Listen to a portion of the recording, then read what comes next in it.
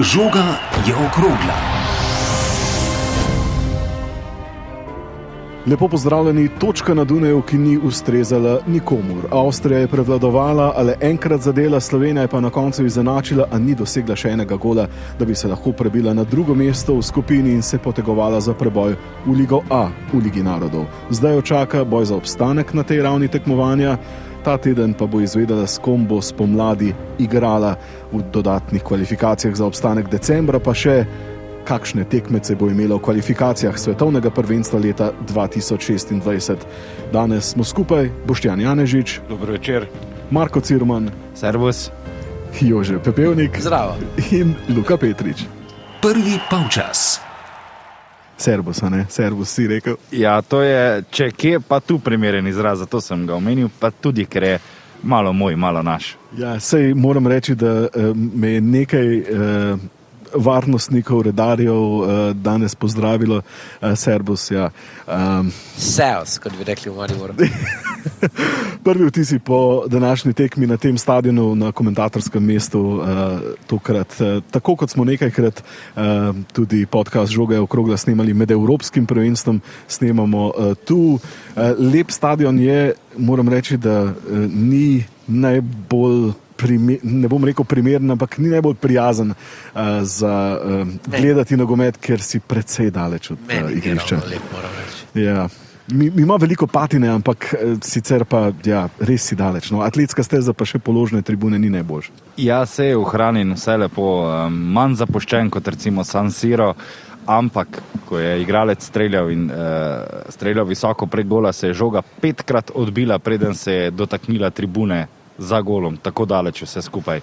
In tudi, ja, kot si dejal, zelo nepregledno je spremljati tekmo, oziroma ne vidi se dobro, no, tako daleč. Kar nekaj časa smo recimo oklevali, kdo je tam podal s petko, pa storil napako pri slovenski reprezentanci, šele s pomožnim monitorjem smo si potem razrešili to zagonetko.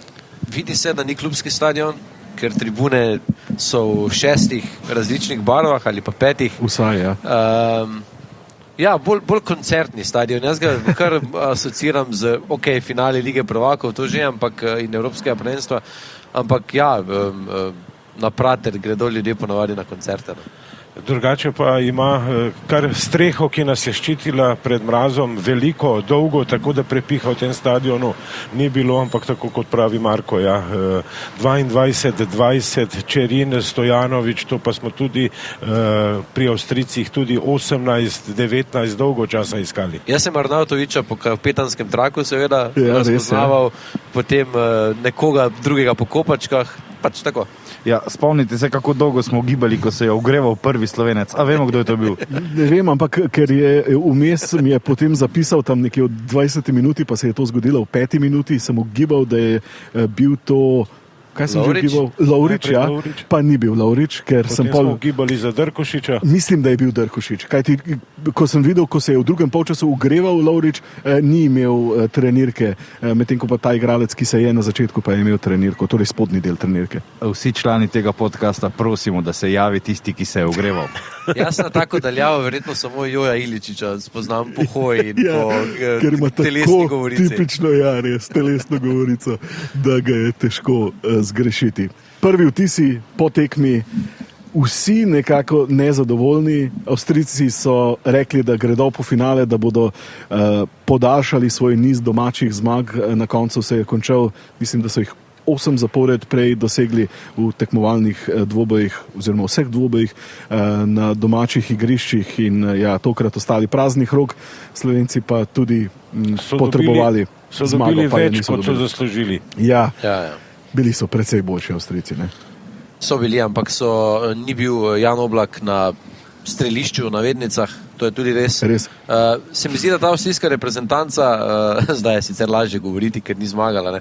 Ampak da pa je ne glede na vse to, kar smo med prenosom povedali, koliko jo sicer v naših pogovorih hvalimo za disciplino, agresivnost, avtomatizme, pač to, da lahko teče z najboljšimi reprezentancami Evrope, ampak to, kar je tudi potem na koncu zmanjkalo na Evropskem prvenstvu, da pa spredaj vendarle še nekdo manjka, no, se mi zdi.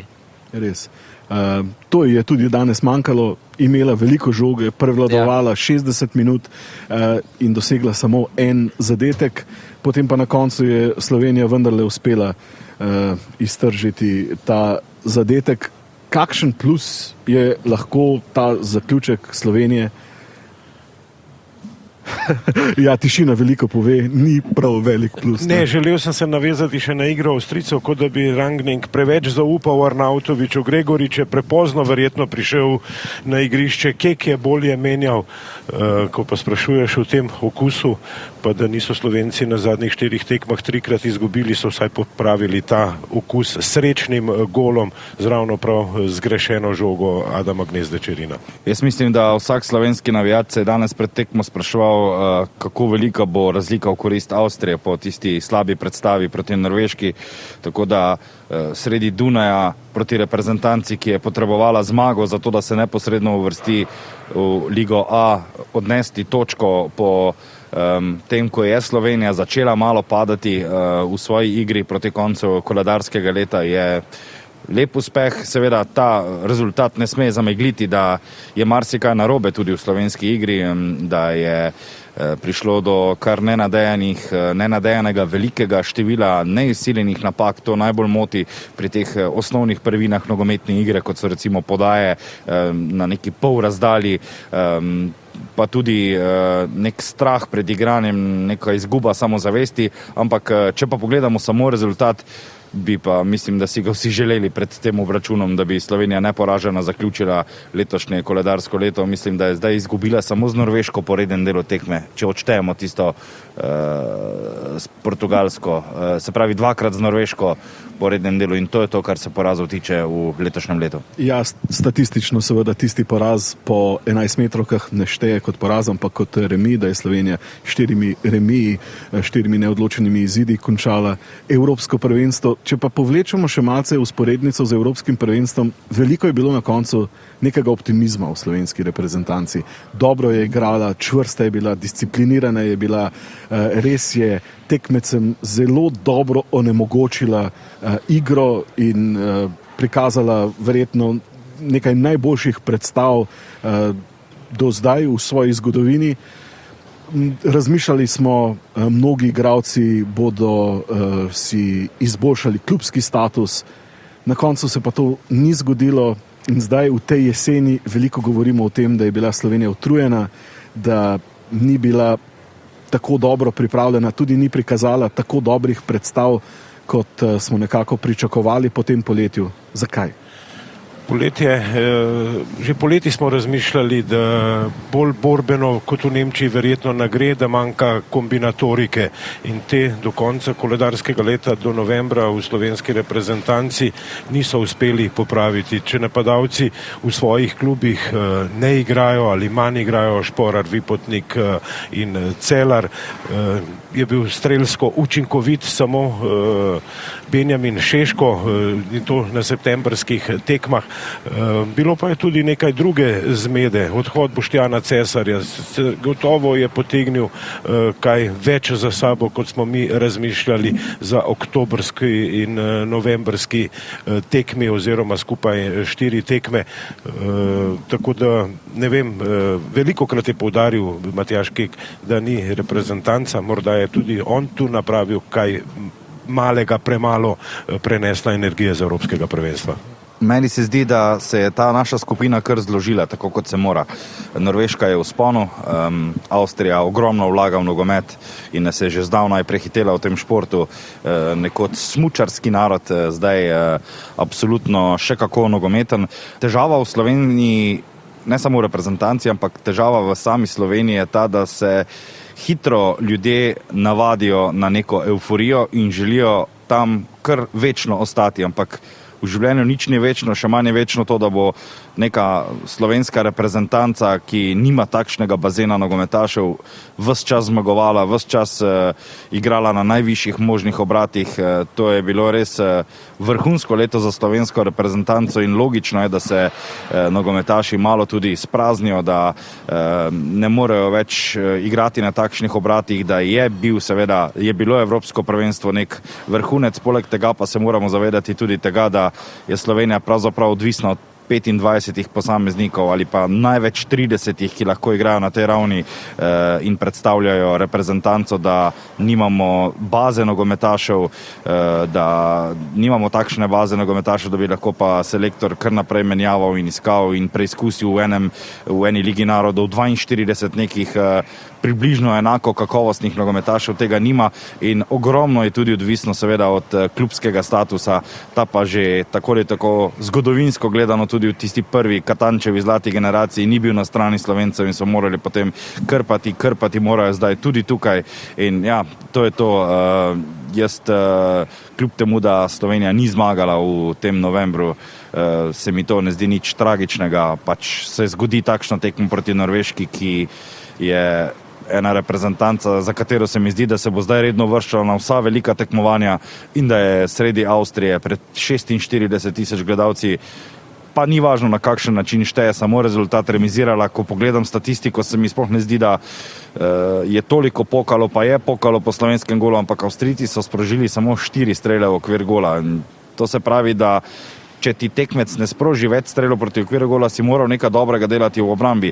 Če je preostalih 18 strelov zletelo mimo vrat, to se pravi, da se je slovenski branilec dobro postavil, da je oviral Avstrijca, da je meril preko vrat, če smo čisto plastični. Tako da all in all, v redu, vse skupaj se je dobro končalo, samo da ni bilo še enega takšnega hudega spodrsljaja, ker tisto bi pa res mislim, da že malce načelo vse skupaj.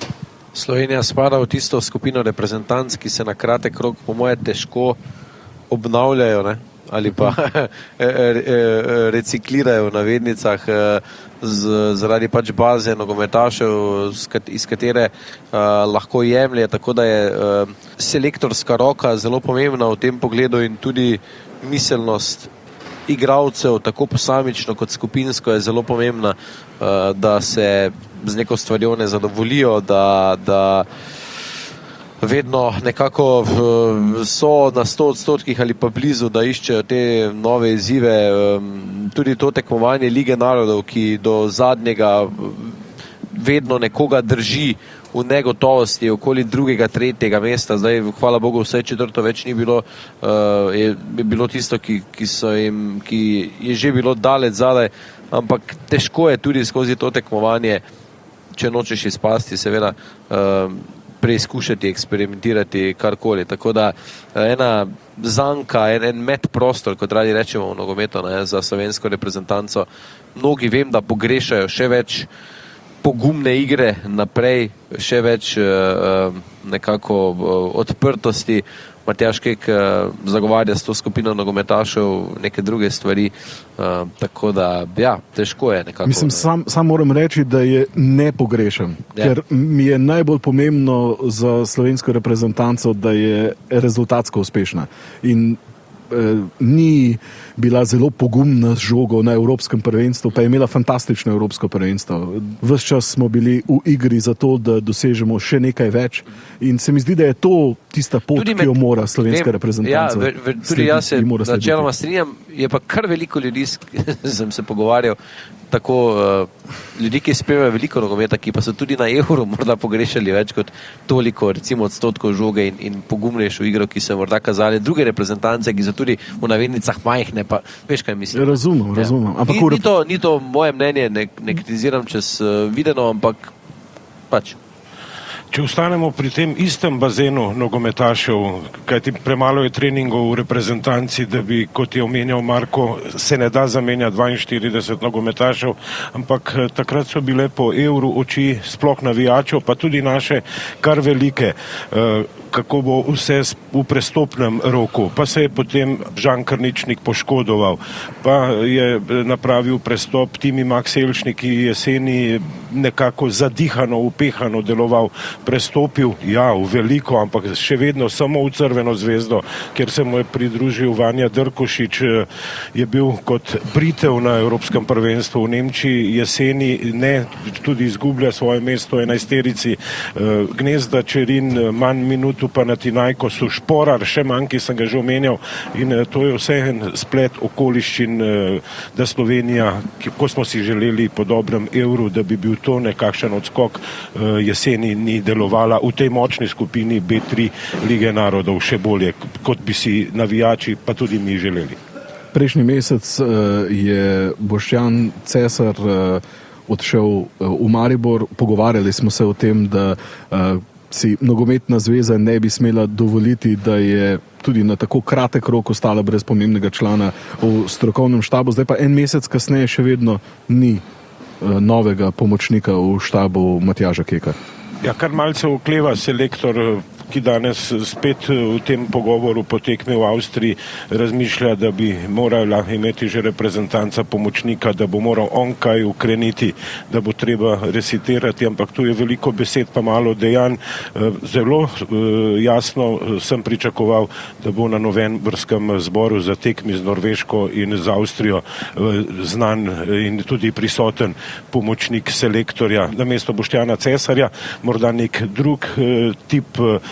On je bil odličen za prekinitve, za postavitev obrambne formacije, ampak kakšen tak, ki zna temeljito, dobro, hitro delati v tako kratkem reprezentančnem premoru oziroma za premoru za reprezentančne tekme. Ja, omenil si pogovor z Matjažem Kekom. Marko, ti si se z njim pogovarjal po koncu tekme. Prisluhnimo, kaj je povedal. Dober večer, gospod selektor. Matjaž Kek je v moji družbi. Se boste strinjali, da je rezultat boljši kot osebina? Ja, absolutno. Mislim, da se boste tudi vi strinjali, da smo morali preživeti 65 minut, potem pa z nekimi taktičnimi rošadami, na katere smo sicer čakali, tudi mi postajali brezobraznejši, agresivnejši, z dosti boljšim nastopom oziroma dosti boljšo igro, kot je bila do tiste menjave. Kaj se je zgodilo v slovenski igri, da je bilo toliko nekih neizsiljenih napak? To je najbolj motilo danes, se zdi. To me moti že ves čas v tem jesenskem delu. Ne vem, po eni strani preveč respekta, to je prvo, ker tu v teh dvobojih so nas metali, kot da smo pionirji, po drugi strani pa brez neke odločnosti, da se bi 3-4 krat podali, prepočasni smo bili in ko oni pravzaprav začutijo, da te imajo v rokah, potem grejo to še kar dalje. V prvih minutah, ko smo si 2-3 podali, ko smo 3-4 obrnili stran, so tudi oni začeli postajati nesigurni, tudi oni so začeli grešiti in tisto je bilo dobro, ampak se pravim, na tem nivoju pa smo igrali proti 2 reprezentancem, še enkrat ponavljam, ki niso atraktivni, ampak ki igrate zdaj mogoče v Evropi eno izmed najbolj nerodnih nogometov. To je takšna direktnost, takšna agresija, takšna brzina, da lahko od tega samo dobimo nekaj, čeprav zopet sem fantom zdaj rekel na igrišču. V zadnjih 20 minut se zopet pokazali, zakaj se je govorilo o Sloveniji v zadnjem času. Ker danes nimava toliko časa, 3. mesto na koncu v skupini 3 Lige B narodov, to ni neuspeh, ni pa presežek, se strinjate? Ne, to absolutno. Z vami se kar v zadnjem času dosti strinjam. Jaz mislim, da ni tisto, kar smo si želeli, kar je bil cilj, ni pa nekaj, kar po evropskem prvenstvu ni bilo za pričakovati po eni strani. Ampak jaz od tega ne morem živeti in nočem živeti. Ena dobra analiza, ena dobra priprava, okrepiti absolutno na vseh nivojih reprezentancov, tu mislim tudi predvsem v strokovnem štabu. Šel sem v ta nek riziko, počakal zaradi tega, da ne je bilo prevelikega haloja po tistem ehu, ki ga je ta menjava v strokovnem štabu, do katere je prišlo. Moramo pa enostavno tudi igralci vedeti, vsak posameznik, če nismo na top fizičnem nivoju, če nismo mentalno močni, potem težko pariramo za tisto, kar bi seveda vsi mi želeli. In še zadnje vprašanje z moje strani. Veliko ste bili skupaj v letu 2024, uspešno leto je bilo. Je zdaj dobro, da se ne boste več videli do marca? Vaš kolega me je včeraj vprašal in govoril sem ravno to, kar ste vi pomislili. Mislim, da je 14 tekem bilo, da je to ogromno bilo teh treningov, kar se na koncu videlo. Zdaj smo imeli v tej Ligi narodov mogoče celo malo nesreče s tem razporedom, vedno smo igrali ob četrtkih, pravzaprav tu tako ti manjkata 2 treninga. Ja, treba je vsak na svojo stran, jaz upam, da bodo ostali zdravi, da bodo našli tisto okolje, ki jim bo omogočalo, da se razvijajo, pa mogoče kakih 10.000 evrov manj na kontu. Ampak zdaj seveda je treba, kot sem povedal, natočiti si čistega vina. Ali je to kek, ali je to šeško, ali je to kdorkoli.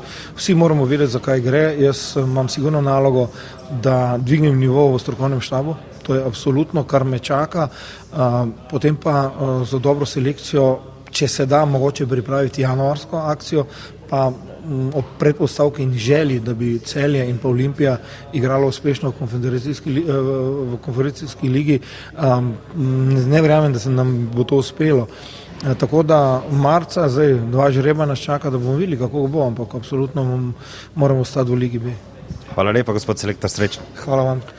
Marko, bil si dol v mešanem območju, kjer se novinarji pogovarjamo z nogometaši. Kakšno je bilo razpoloženje med slovenskimi igralci? Najprej so začeli prihajati Avstrijci kot prvi, kapetan Marko Arnautovič, bil je kar jezen, ampak potem se je v svojem samozavestnem slogu znal pogovarjati seveda z avstrijsko 7. silo, tudi Romano Schmidt in preostali soigralci so prišli pred mikrofone avstrijskih medijev, kar dolgo smo čakali na selektorja, ko je vendarle prišel, pa je bilo, recimo temu, kot je bil tudi slišati, bolj olajšan kot pa zadovoljen. Seveda si ni želel prejeti porcije na Dunaju, čeprav smo vedeli, da je Avstrija tista, ki zares nujno potrebuje zmago in je bilo praktično vse v njihovi javnosti v znamenju tega, da bo Avstrija danes pa potrjen ligaš. Tako da sicer pa v sami mix, tako imenovani mix coni, eno samo hitenje, ker je pač zadnja tekma v tem oknu in seveda se vsi želijo vrniti čimprej v svoje klube oziroma najprej na letalo za Slovenijo in potem že klubi seveda čakajo na usluge teh nogometašev, tako da ni bilo razočaranja, ni bilo pretiranega veselja, ena taka oddelana služba. No. Pogovarjal si se pa tudi z Žanom Karničnikom, prisluhnimo pogovoru. Žan Karničnik, super pomembna točka za zaključek izjemnega koledarskega leta 2024. Kako pomembno je bilo zdržati in danes ne izgubiti? Res je za nami eno, lahko rečem, dobro leto. Vsekakor je ta točka danes pokazala, da smo se nekako vrnili k tistemu, kar smo dobro delali skozi celotno leto, da smo se kljub nekako slabši tekmi, ki je prišla z Norveško, uspeli mentalno in fizično pobrati, ker vseeno ni enostavno na domačih tleh izgubiti s takim rezultatom, ampak po drugi strani pa tudi smo vedeli, kakšni so Avstrijci, kako igrajo, kako je sploh na tem domačem terenu in lahko rečem, smo lahko zadovoljni s to točko, ampak ne moramo pa vseeno, bomo igrali kvalifikacije za obstanek v tej B ligi, ampak bomo videli, kaj bo prineslo. Kaj se je dogajalo v tistih 15 minutah, ko so bili Avstrijci potisnjeni pred svoj gol, ko ste zaigrali samozavestno? Ste takrat začutili, da so Avstrijci ranljivi? Sploh teh zadnjih, kot je že selektor omenil, zadnjih 20 minut je bilo nekako, začeli smo dobivati te druge žoge, duele in takoj, ko začnemo dobivati te žoge, se nam odpre, vemo, da imamo izjemne napadalce. Konec koncev smo tudi nekako dodali tega tretjega veznega, kjer so Avstrijci imeli določene težave pri pokrivanju in tu se je potem, lahko rečem, naredila ta razlika. Zdaj se ne boste videli do marca, bo tudi vam osebno to ustrezalo, da se boste malce spočili eno od drugega in se potem spet radi videli? Pa zdaj je bilo, ker vsaki mesec smo bili skupaj, ampak zdaj bo kar dolga, verjamem, da tudi določeni igralci, še prihaja ta prestopni rok in verjamem, da tudi določeni igralci se lahko tudi kaj zamenja, da bojo ponovno, več igrali in samo tako lahko nekako Slovenija ostaja konkurenčna in verjamem, da ko se bomo zbrali marca, da bomo spočiti ponovno, imeli ta zagon, da obstanemo v tej beli. Drugi polčas. 2 pomembna datuma, 2 pomembna žreba v naslednjih tednih. V petek bomo izvedeli, s kom bo Slovenija igrala v kvalifikacijah za obstanek v Ligi B. Možni tekmeci so precej različni tudi po kakovosti. Iz ene skupine je to lahko Slovaška, iz ene denimo tudi Romunija ali pa Kosovo, morda tudi Ferski otoki ali pa Armenija oziroma gotovo Armenija. Ta skupina je že odločena. Torej, kar različen zbir reprezentanc, s katerimi se lahko Slovenija pomeri v teh dodatnih kvalifikacijah za obstanek v Ligi B. 13. decembra pa bomo še izvedeli za tekmece v kvalifikacijah svetovnega prvenstva 2026. Slovenija se je skušala uvrstiti v drugi kakovostni boben. To bi ji lahko uspelo le, če bi dvakrat zmagala, pa ni seveda v zadnjih tekmah tega tekmovanja. Zdaj bo torej gotovo v tretjem bobnu in bo imela vsaj na papirju dva zahtevnejša tekmeca.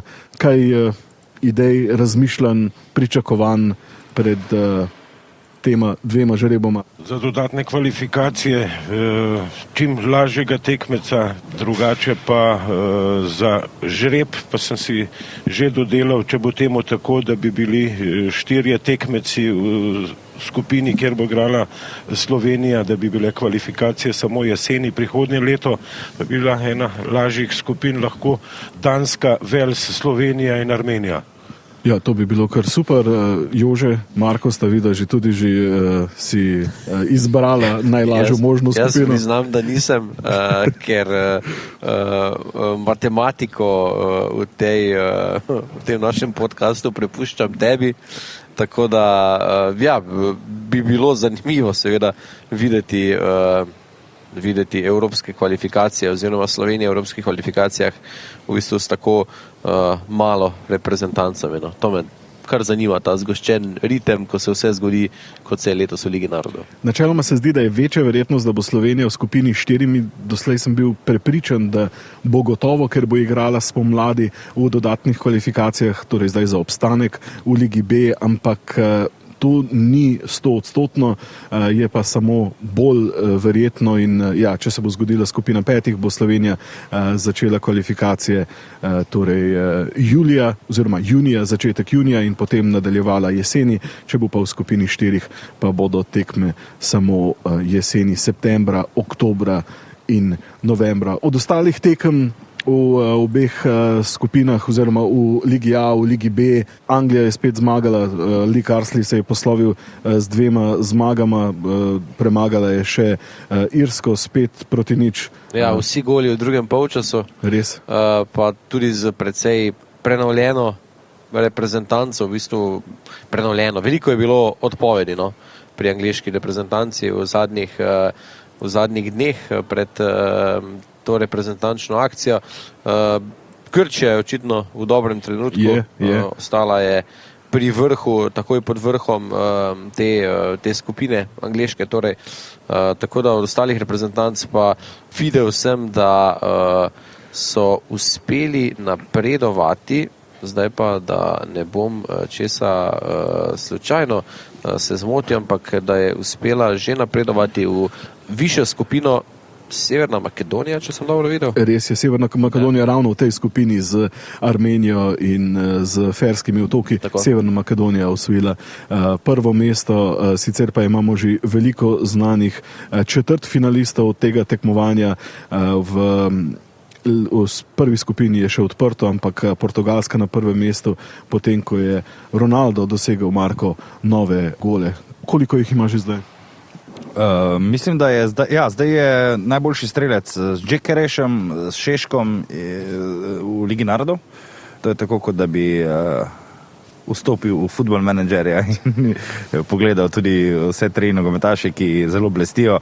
135 jih ima že za reprezentanco, Škarice je dosegal, ampak tudi Portugalci se ne smejo slepiti, da je bil to zelo skromen prvi polčas proti reprezentanci Poljske, ampak Portugalska pa ima tisto, česar nima Slovenija, ta širino teh več načrtov, ne samo A in B, ampak tudi do marsikatere druge črke gre ta načrt, ker lahko to seveda s to široko kakovostjo nogometašev. Danes je sicer to trojico prehitel Erling Haaland, dosegel hat-trick na tekmi Norveške in Kazahstana in je zdaj najboljši strelec Lige narodov. Sicer pa ob Portugalski, Italija in Francija sta si tudi že zagotovili napredovanje, prav tako Nemčija in Nizozemska ter še Španija. Zanimiva bo tekma Danska-Srbija, torej ponovitev iz skupine lige oziroma Evropskega prvenstva v slovenski skupini. To bo tekma v Srbiji, ki bo neposredno odločila o tem, katera ekipa se bo uvrstila v četrtfinale in torej se lahko potegovala še tudi za to, da bo osvojila to tekmovanje in nasledila zadnjega zmagovalca, ki je bila Španija. Želim reči Španija, pa pravzaprav nisem čisto najbolj siguren. Boštjan, želel si nekaj dodati? Želel sem omeniti Švico, ko ne gre za vrh skupine A, ampak da je nekaj padca v švicarskem nogometu, če Avstrijci in Norvežani rastejo, da so se Švicari preselili v skupino B, da so bili zadnji. To me je kar malce presenetilo. Tako ali tako omenjeni veliki so na svojih mestih, Anglija se vrača nazaj med najboljše, sicer pa Kazahstan je bil preveč spoštovan, pa potem vse skupaj nič opravil v naši skupini, tudi naše predvidevanja, da bodo najpomembnejše tekme v Almatiju so Norvežani ovrgli. Ja, res, Portugalska zmagovalka prve lige narodov, Francija zmagovalka druge in Španija je zmagala zadnjo izvedbo tega tekmovanja, potem ko je po 11 metrovkah v finalu premagala Hrvaško. Sodnikov dodatek. Za konec še kviz, gremo nazaj k tisti klasični izvedbi in sicer bom povedal klube dveh igralcev, začenjamo pa z nekom, ki igra v avstrijskem nogometu in sicer Admira Wacker, Rapid, Leipzig, Red Bull Salzburg, Bayern, Manchester United, Borussia Dortmund. Mislim, da ta ni najtežji. Zabicer. Zabicer je pravilni odgovor in še eden, ki bi lahko bil tebi pisan na kožo, Marko, pa bomo slišali, če bo tako res. In sicer Vitória Guimarães, Sporting, Rennes, Leeds United. Zadnjega kluba pa ne bom povedal, ker se mi zdi, da bo preenostavno. Rafinha. Rafinha je pravilen odgovor. Ni bil zelo dolg kviz danes. Ja, jaz še imam eno vprašanje. Super. Lahko. Seveda. Iskali bomo klub. Ja. Edini klub v zgodovini evropskih tekmovanj, ki je v Ligi prvakov oziroma pokalu državnih prvakov ter pokalu UEFA oziroma Evropski ligi, torej je osvojil vsakemu teh tekmovanj več kot en naslov, hkrati pa pri tem ni izgubil niti enega finala, v katerem je igral v teh dveh največjih evropskih tekmovanjih. Torej Liga prvakov in Evropska liga. Tako, torej, in tudi bravo. Bravo. Ravno danes smo tu. Jaz bi tudi rad odgovoril, pa mi nisi dal mikrofona. Ne? Se eno pa lahko. Kako drugim prepustiš? Porto. Ja. Ravno danes, ko smo prišli do stadiona, je na stebrih, ki podpirajo tribune, tudi zapisano, je plaketa za bodisi reprezentanco, bodisi klub, ki je tu igral, pa tudi za pomembne tekme in ena od teh pomembnih tekem, ki je bila na stadionu Ernst Happel, je bil finale Lige prvakov, takrat še pokala državnih prvakov leta 87, ko je Porto prvič osvojil evropski naslov. Kateri klub, vprašanje, pa je izgubil vsa finala Lige prvakov, v katerih je igral, in osvojil vsa finala pokala UEFA oziroma Evropske lige, v katerih je igral? Torej je igral več finalov v Ligi prvakov in več finalov Evropske lige. Ja, in vsa Lige prvakov je izgubil, vsa v Ligi Evropa oziroma v pokalu UEFA pa je zmagal. Wow. Torej, Ajax. Ne, Ajax je tudi tu osvojil naslov evropskega prvaka. Borussia Mönchengladbach. Ne. Dober poskus. Sevilja ni veliko igrala v Ligi prvakov. Ni, premalo. Ne, očitno Borussia Mönchengladbach sploh ni igrala v finalu pokala UEFA. Je pa igrala v finalu Lige prvakov proti... Igrala je, mislim, da v finalu pokala pokalnih zmagovalcev, če se ne motim. Aha, okej. če se ne motim, je premagala Crveno zvezdo. Tam nekje okoli leta 80. Ajax tu postaje evropski prvak z golom Kluiverta proti Milanu. Je možno, da Rapid Dunaj? Ne. Ni Rapid Dunaj? Pomagaj z... Saj morda, da ne bo pazljivo poslušalsko uho, ne. Govorimo torej o klubu, ki je igral v več finalih obeh tekmovanj in ima torej točno 0% uspešnosti v finalih Lige prvakov in 100% uspešnost v finalih Evropske lige, ker je teh nekih primerov, ko je klub bil samo enkrat v finalu, pa je pač torej bodi si zmagal, bodi si izgubil, je jih nekaj. Ne. Super vprašanje mi je. Recimo primer, Valencia je igrala enkrat v finalu pokala UEFA in je zmagala, 2krat pa je izgubila final Lige prvakov. Torej, 3-0 v finalih Evropske lige oziroma kup UEFA in 0-3 v finalih Lige prvakov. Wow, 0-3 v finalih. Pa katera ekipa je izgubila vse? Atletico Madrid. Tako je, Atletico Madrid, seveda je. Atletico. Madridski Atletico. Golženjeres. Hvala lepa vsem trem, hvala lepa tudi vam, da ste bili tudi tokrat z nami v podcastu Žoga je okrogla. Naslednjič bomo uživo na odru na konferenci Sporto, ko bo naš gost Mitja Viler. Pogovarjali se bomo tako o reprezentanci, kot tudi o klubskem nogometu. Še veliko zanimivega klubskega nogometa nas čaka v zaključku nogometnega leta. Olimpija in Celje se bosta skušala prebiti v izločilne boje konferenčne lige v drugi polovici skupinskega dela tega tekmovanja. Veliko zanimivega nas torej še čaka. Upajmo, da boste tudi takrat s nami. Uživajte, se slišimo.